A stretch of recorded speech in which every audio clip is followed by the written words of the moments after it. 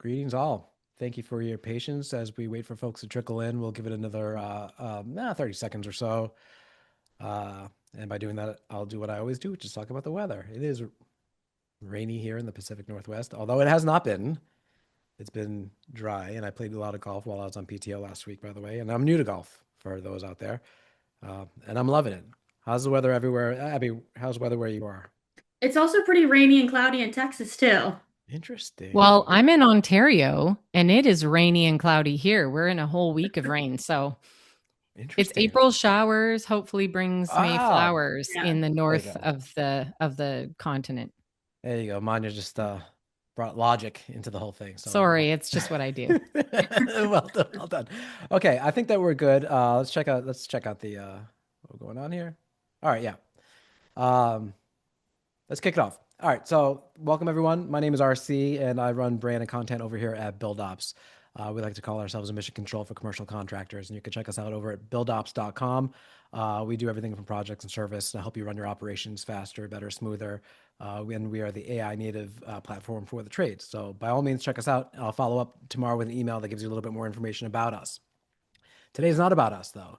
Today is about you all. And what we've cleverly called breaking the experience bottleneck. And for context and some background story, Manya and I connected because we run a podcast over here called Commercial Grade.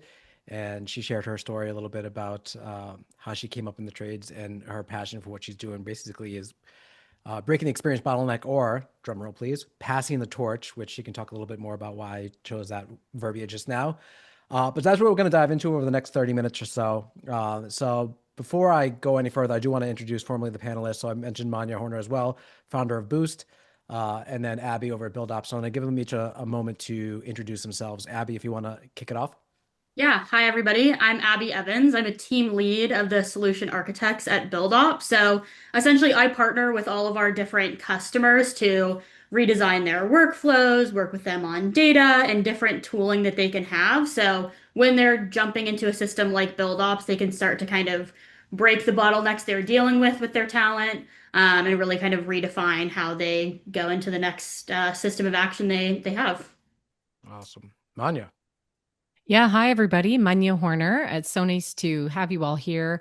As RC mentioned, I'm the founder of Boost. We are a skilled trades training company and fractional HR service. And my passion is to help companies get more out of their skilled labor, recruit and retain the right people. And I wrote all about it in a book that RC mentioned called Pass the Torch. So, hoping to dig into some of the models here today that I wrote about. Yes, and at the end you'll see a QR code that helps you get that book as well, and some actual free resources from it as well. Again, one more thing, some housekeeping before we move forward. A couple of things. Number one, you all should see somewhere in your Zoom box a Q&A icon. Use that free nilly. Just I will monitor that. If you have questions, if you have comments, if you want to compliment the host, by all means, do it. And I'll monitor that, and we'll make sure I'll bring surface those questions up to the panelists. And also, there are two poll questions that I have lined up here. They would really help us if you answer those poll questions. That helps us to kind of direct a conversation to make sure that we're addressing what's top of mind for you all as well. Without further ado, let's dive right into it.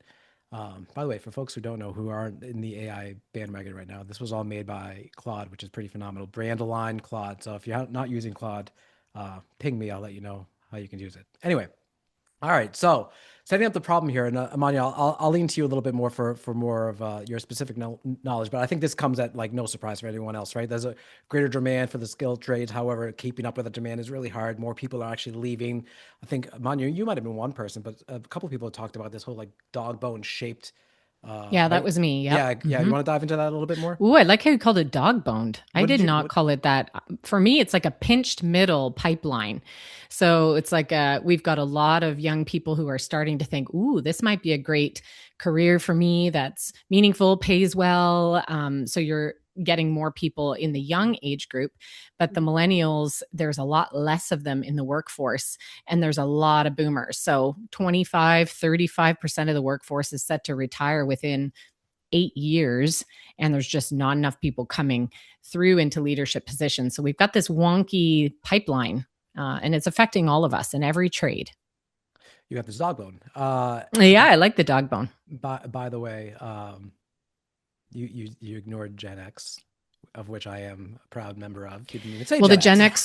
Gen X are kind of in the, they're not at the low and they're not at the high, but they are stepping into those leadership positions. So yeah, or they're owning companies and maybe 10 years, 15 years less than that from retirement. So for sure. What's interesting, and we've talked about this on the podcast, and I've talked about this at length of the podcast, but as a Gen X person, I did not experience metal shop, wood shop, or anything like that. That was Yeah, literally like defunded year or two before I went into those things. And so you're seeing now the repercussions of that, right? Like, that's it. and what's interesting is you're seeing those repercussions of like, as I have my child, like I can't pass the torch to him because I actually never had the hands-on experience. So you see this weird, like you see the impact of education and things like that, and the investment that we had at certain years impacting the trades now, right now, which is an interesting thing. Uh, Yes. I'm going to, hold on. That's not the one I want. Sorry about that, guys. I'm going to launch my first poll here. You should see it on the screen over the next 5 years. Do you have people leaving or retiring in the next 5 years? Yes, and it worries us. Yes, but we feel prepared or not really not sure. We'll make sure I'll surface these questions or the responses back to the panelists so we can guide from there. While we wait for the responses for these things, I'm going to move on to this. Manya, I'm going to give you credit here. As we were preparing for this webinar and figured out how best to share this information and to pass the torch with you all, we were thinking rather than just having a bunch of talking heads thinking theoretically, why not apply like a use case or a case study here? So we are going to use this particular, they're called River City Mechanical, as a case study here. And whether or not they're exactly what you might see in your own company, I think you'll all either know them or be familiarized with them. So I'm going to give you a little quick snapshot of what River City Mechanical is. 65-person non-union mechanical and plumbing contractor. They've got 3 long service leads, so they got 25 plus years experience who basically, quote unquote, know everything. I think a lot of you folks can relate to that as well.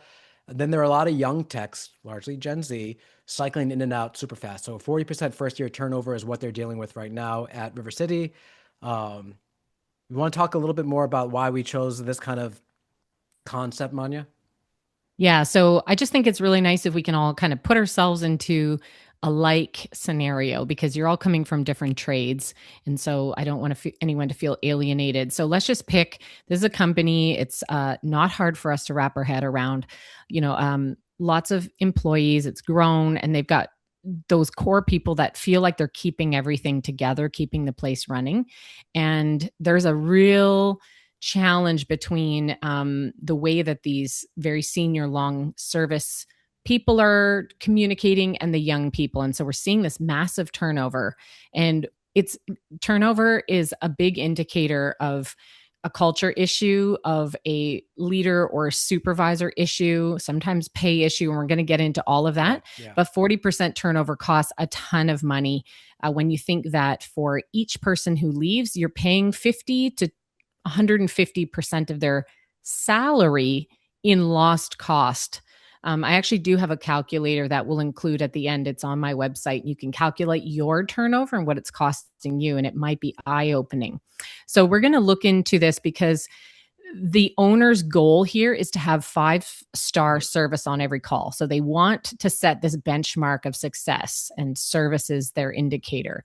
But they've got inconsistent checklists. They've got issues with callback, rework, warranty work, and then, of course, this big glooming 40% turnover. Somebody has managed to interview some of the techs when they leave as part of an exit interview. And some of the common things that they're hearing is, I'm getting yelled at. I get dismissed. No one ever is really showing me their right way. So I feel like I can never get it right.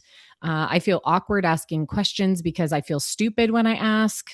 And sometimes, people will take the tool right out of my hands to show me how to do it. And I hate that. So these were just some scenarios that have come up in a lot of the work I've done. So we're going to keep coming back to this River City example as we talk through culture for sure, leadership, absolutely.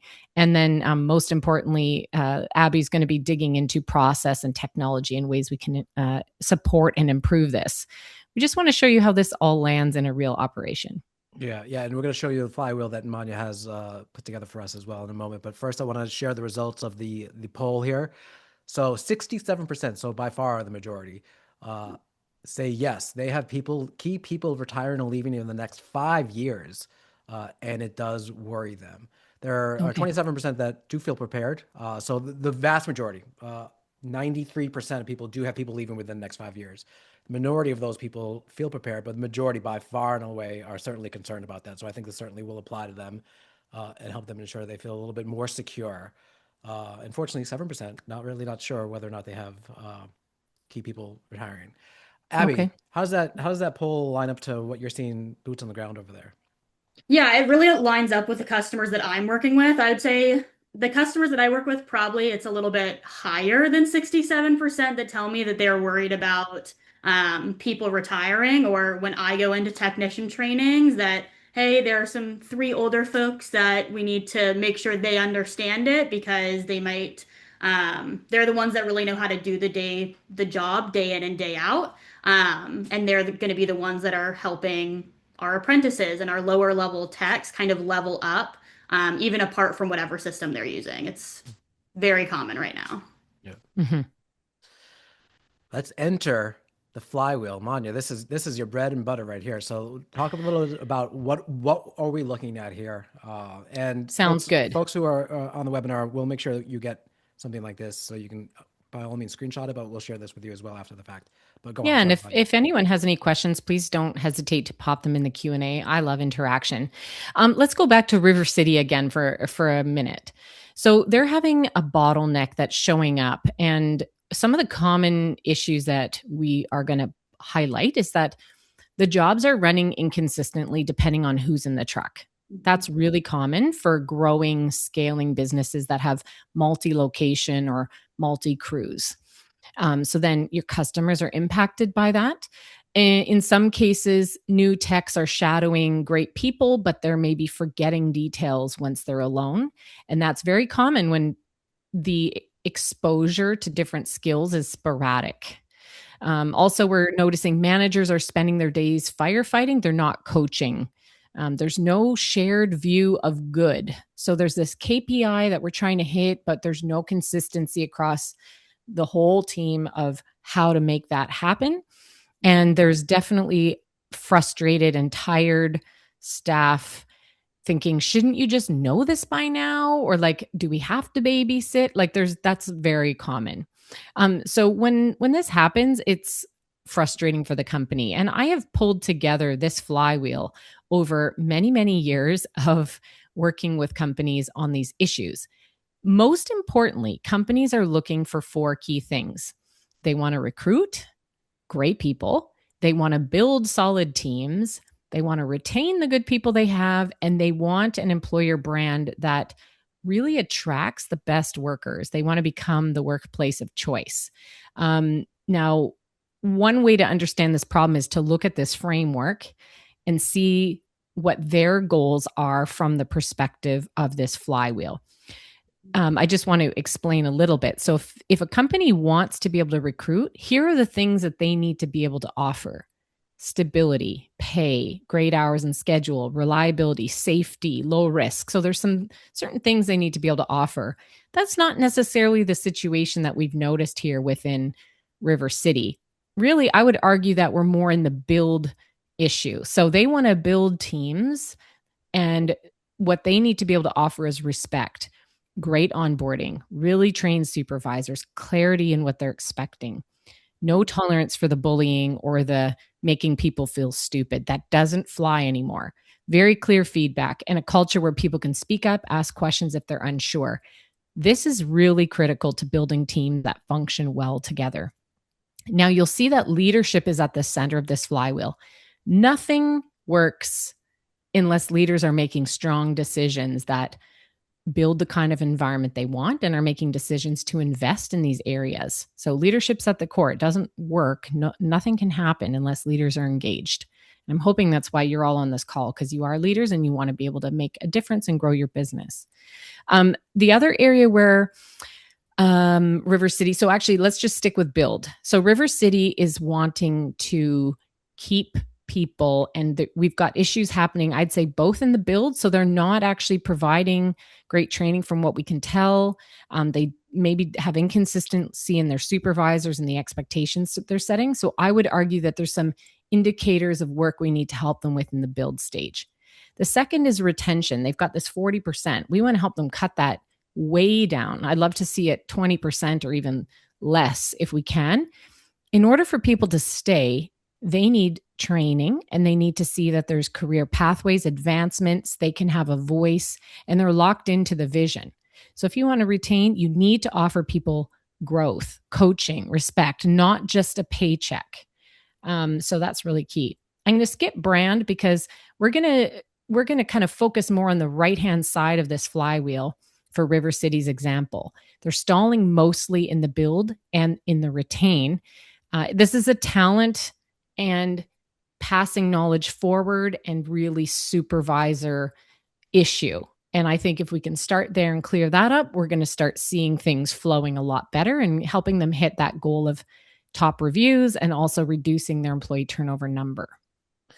A random question for you. So you mentioned, again, we're using River City as an example here, and you've identified based on their input or feedback or whatever it may be that their issues tend to be on the right-hand side of this flywheel. Now in a real life setting, how are you or how is someone else identifying where they are in the flywheel? Yeah, that's great. So right now we actually assess this through our own method of interviewing, talking with management, talking with individuals, looking at what a company is doing. So we really lift up the hood and look in the company to see what's going on. We're so experienced now that we can very quickly identify what areas are the bottlenecks, the challenges. We're working on turning that into a kind of its own diagnostic that people can take, but it's not quite there yet. Right now, it's us coming in with our experience and working with leadership to identify where the problems are. And then we start from ground up. So if, for example, it's a really unsafe place to work, people are telling us, actually, we're leaving because they don't care about our safety. Like, I'm not working here. Okay, we got to fix that first, so we have a triage effect.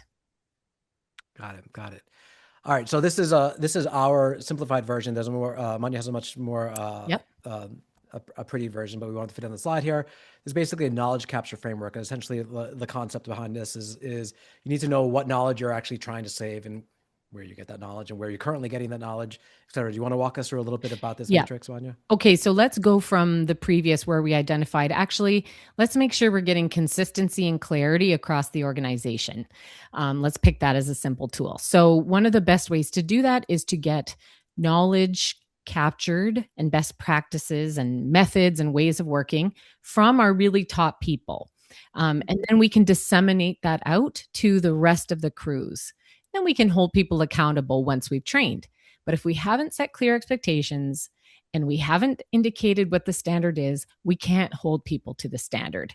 So we've got to get this kind of in the right order. Now, as RC mentioned, I've put together just a simple matrix of how we can capture knowledge. On the top, you'll see professionally gathered. Sometimes you need help to get this information. This is where my team, of investigators steps in and gets all the information. I'm sure Abby has an approach that works really well with BuildOps. The bottom is done by you. So this is stuff that an individual can do on their own if you've tasked them with that.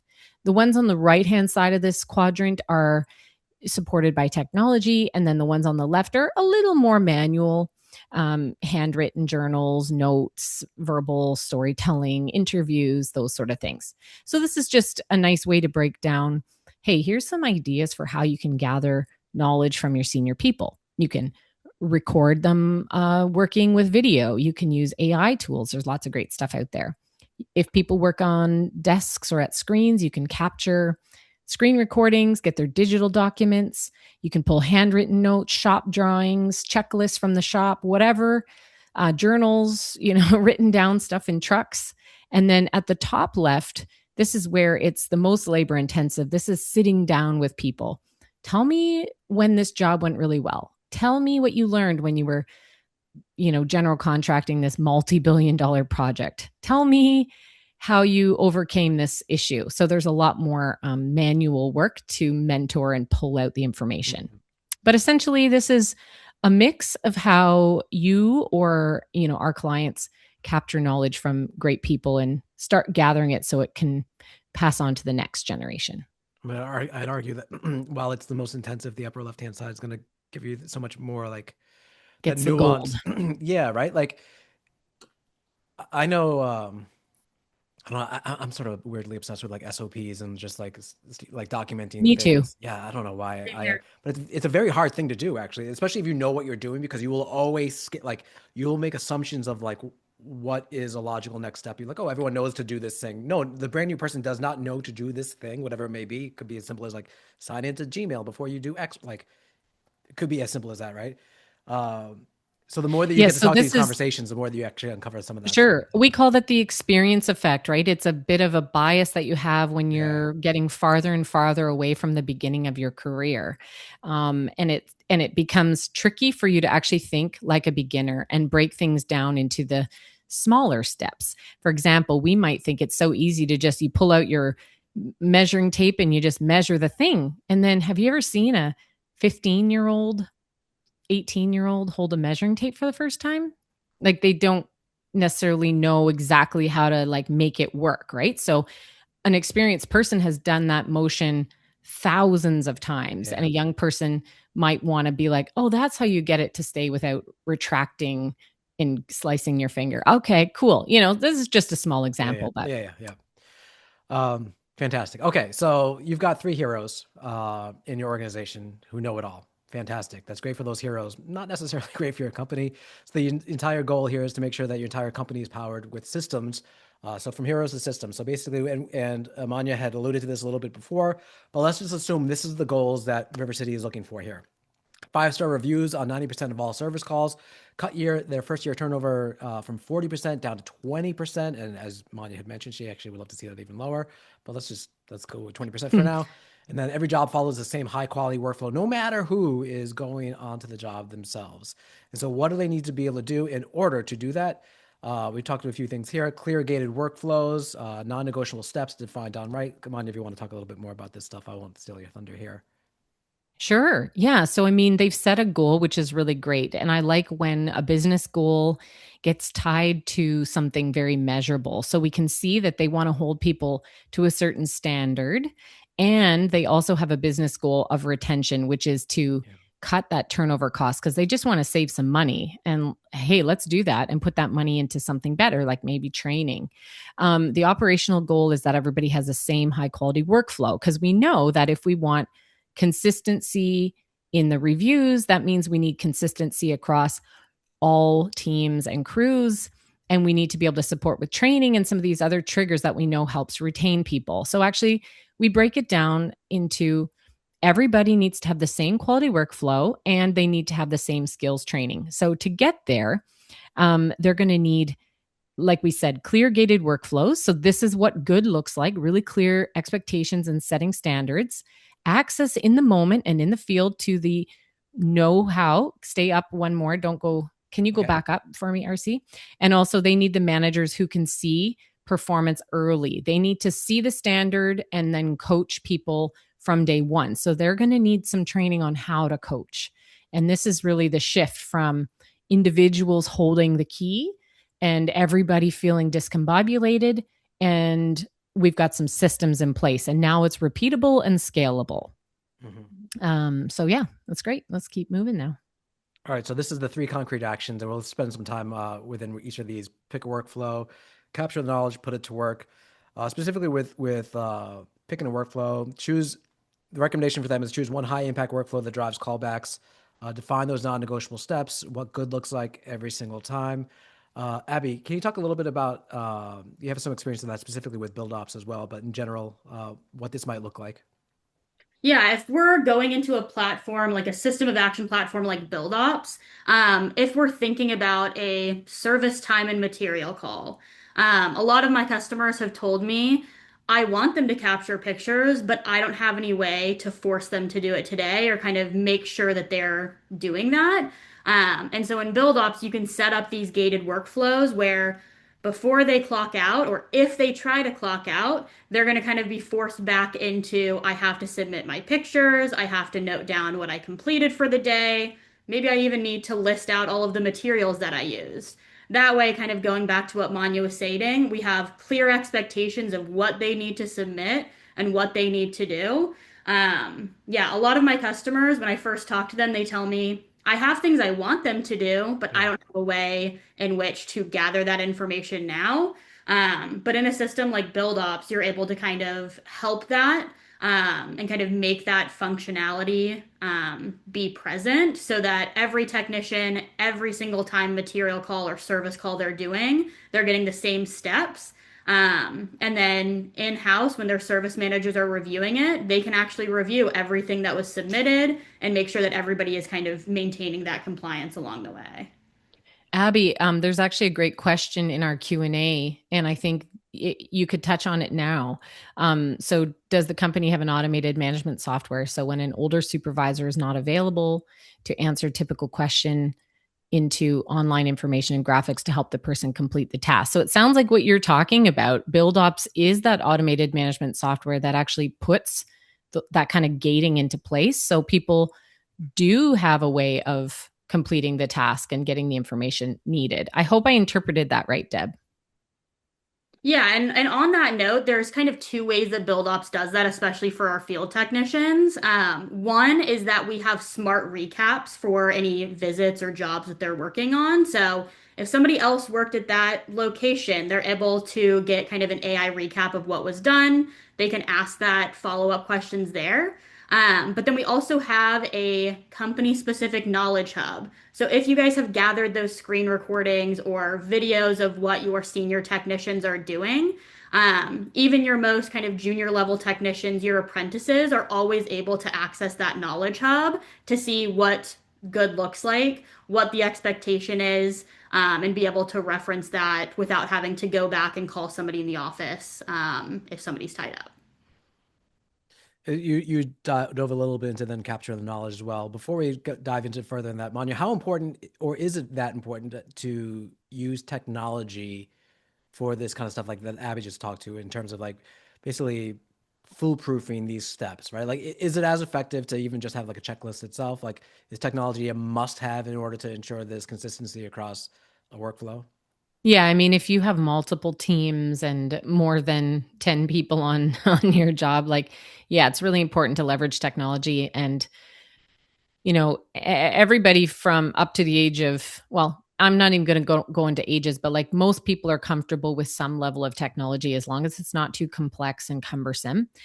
We do have to be cautious, though, I think, with some crews that they may not have their phone in their hand all day. We don't Yeah. want that. Yeah. So they have to be able to, um, we have to be very considerate when we're asking our crews to step aside and document and film and video and check things off so that they're not so distracted and like popping in and out of their work.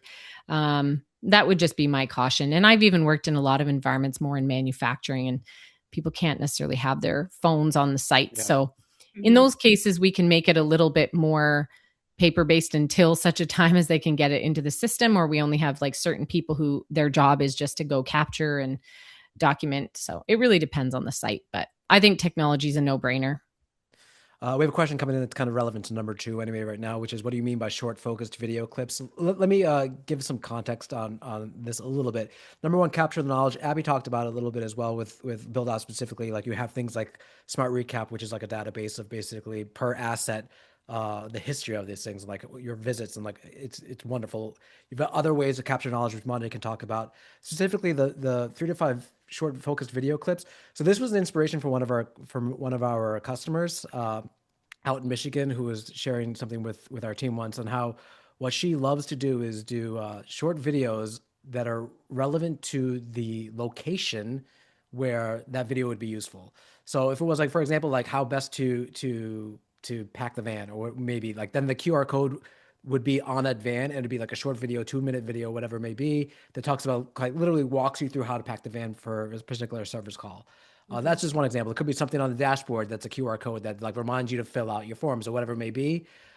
So length is kind of arbitrary, but it would be like how long would you be willing to sit to watch a video in the given moment that you're trying to share that video? And obviously shorter is better. But that's what I meant specifically here for the 3 to 5 focus video clips is just like quite literally how to enable your folks in the field at the moment that they need that help with a simple QR code scan. Boom, you got information. Bimani, you want to talk a little bit more about capturing the knowledge in general?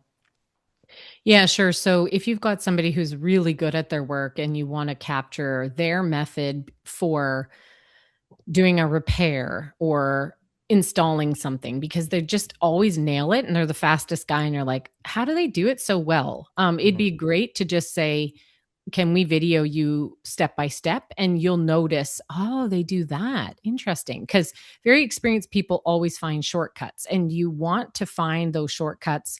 And if they're safe, use them across the crew, right? That's a really Smart. good idea. So I would say you can set up, we do a lot of body worn camera.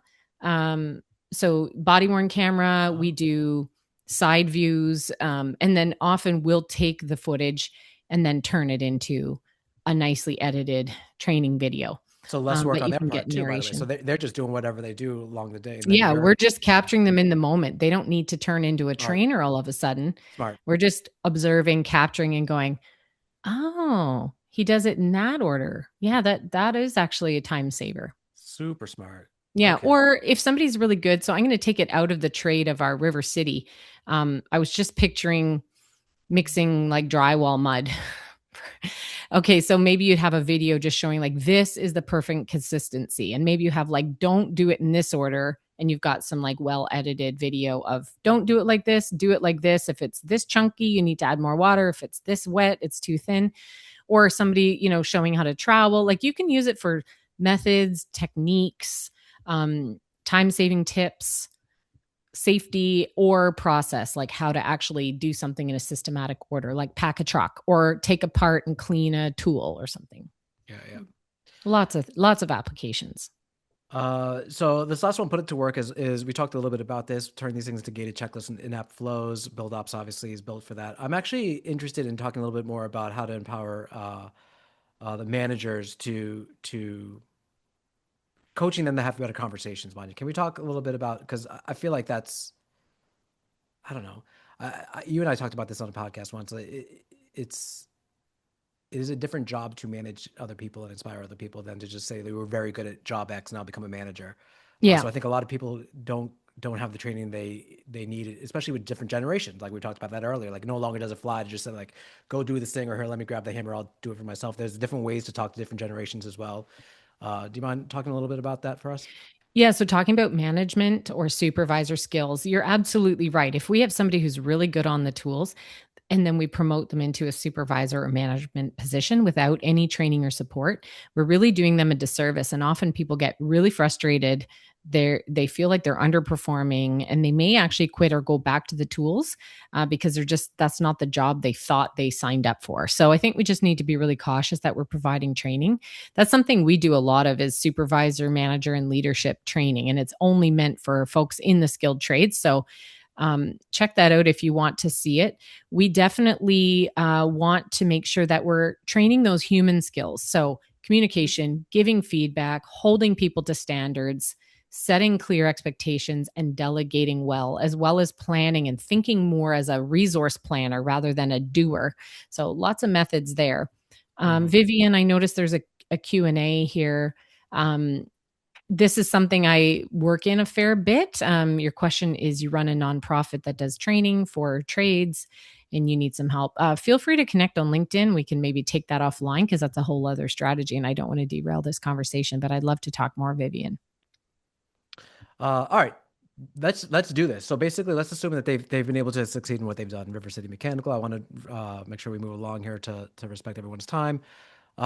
So this is what we're looking at is basically before and after. So before, expertise trapped in individuals' heads. Onboarding takes 6 to 12 months, et cetera, et cetera. I won't read every bullet point on the slide here. But now you've got systemized documentation knowledge. Onboarding compressed to 3 to 4 months. Is that a good timeline, Manya? 3 to 4 months?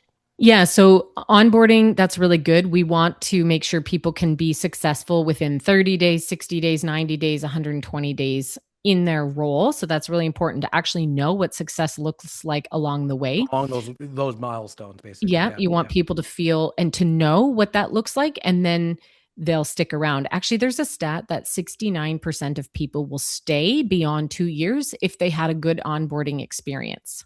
69% will stay. So that's good. But that just shows like onboarding can be a strategy to reduce turnover.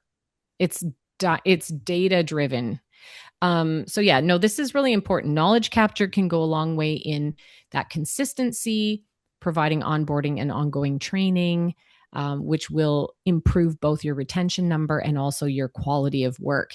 And it just builds the team environment. So people are less bothered by all the, incongruous behavior, and they're all kind of moving forward as a team. Feels better, which turns into better margins. This is something we put together as far as like next 90 days of what you all can do right now. This is apropos to the poll question that I just launched here, which is interesting. So the results here, I'm going to end this poll right now so we can share these results. So basically, pretty diverse here. But the question was, what's your biggest passing the torch challenge right now? Again, a nod to Anya's book that just came out, Passing the Torch. And 40% said inconsistent quality callbacks, and 30% said all of the above or not sure where to start. But it is overall like there's not one specific one that's a clear winner. So it is a myriad of challenges that everyone's experiencing here. So hopefully you got some intel from today that'll help you along the way. But the next 90 days, quick action items we got here. We talked about this earlier. Really assess where's your critical knowledge being captured. Find your experts. We say 3 here. It could be more than 3. It could be less than 3, but that's just the example here. At-risk experts, define learning outcomes. Mon, you want to talk about the 60 days capture? Yeah. So I would say start with who are the people that you suspect are first to go, and then start to make a plan for what are they really good at and what do we want to be able to capture possibly from them that we don't want to lose. And then in the next 30, 60 days, start to make a plan for how you're going to maybe get them into a mentorship position, maybe have them demonstrate some of their works and get a videographer to follow them around or get us to help you with that. Start building and capturing that knowledge base as if you've only got a year left. And then the next is get it built into your system. So I know, Abby, you're really good at it needs to sit somewhere. It's no good unless people can find the information where they need it, when they need it. And I know, Abby, you as a solutions architect, that's going to be the thing people need to come and ask you about. Where does it sit? How do we get it organized into text so everybody can access it when they need it? And I'm sure now you can maybe talk about measuring. Yeah, tribal knowledge is, I think, the biggest hurdle that a lot of my customers kind of struggle to get over. So really trying to capture, even if it's not in the field, even if it's with your dispatcher, knowing who should be on a service call or who has the skills to do that. That's always, I think, the hardest part, that we want to make sure everything's well documented. Everyone kind of knows their expectations, knows what to do. So we can measure them against it and give them the tools they need. I think the well is a key word here as well. And I think as everyone's is looking into AI to help them with their businesses, what they're discovering is what we have always known is garbage in, garbage out. So if you just like feed a machine a bunch of noise and garbage and unfiltered stuff, you're not going to get real action out of it. So you do want to be methodical and intentional about what you're compiling so that you actually get something out of it that's of value for you. Yeah. All right. Well, here we go. Take out your phones, scan the QR code. We'll also share this again with the email that you'll get with me tomorrow. But this is the book that Manya wrote. Manya, tell us about this book for a moment, please. Sure. Yeah. I wrote Pass the Torch, a rallying call to rescue the future of trades, based on my experience from my whole life growing up in the trades, working for trades companies. And I just was really concerned that it seems like nobody's really moving in the same direction as an industry to fix this big problem with not enough skilled trades workers, not enough ways to develop their skill faster, and pass the torch. So lots of deep information in here. I'm getting awesome feedback. We hit bestseller, and I'd love for y'all to get your hands on a copy. It's on Audible and also Amazon. And I'm talking and writing about it every day on LinkedIn. So love to connect there. Yeah. She's quite active on LinkedIn. And so I'll stop the share for a moment. What I'll do is I'll make sure that you guys have an email with, by no later than tomorrow, it'll be an email from me directly with notes from this webinar, as well as a link to the recording of the webinar as well. Should have links to Manya's book and links to learn a little bit more about BuildOps as well. So you can talk to good folks like Abby. If you have any questions, you can reply back to the email. If I remember, Manya, I will try really hard to remember. I'll add your profile, your LinkedIn profile to that as well as Abby's, yours as well. You can follow up on there. I'm sure all of us have no problem following up with responses there. So without further ado, it is still now pouring out outside here. So enjoy the rest of your rainy day wherever you may be today. And thank you so much for joining us today. I appreciate it. And thank you, Manya. Thank you, Abby, for everything that you've done today. Appreciate you all. Thank you, everyone. Yeah, thanks everybody.